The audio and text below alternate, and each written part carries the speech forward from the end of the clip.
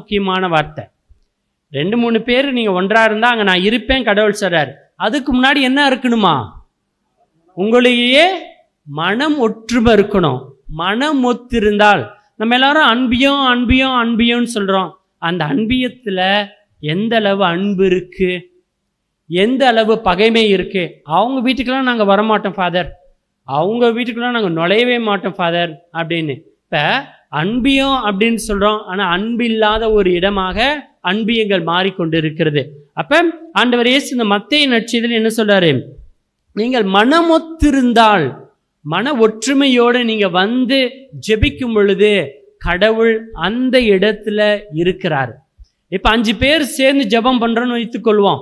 ஆனா 5 பேருடைய மனத்திலையும் வெறுப்புனா ஒருத்தர் மேல ஒருத்தர் வெறுப்போட வந்து நம்ம ஜெபிக்கிறோம்னா, அங்க கடவுள் 2-3 பேர் கூடி ஜெபிக்கிறாங்க இயேசுனுடைய நாமத்துல தான், அங்க கடவுளுடைய பிரசன்னை இருக்குமா? இருக்காது.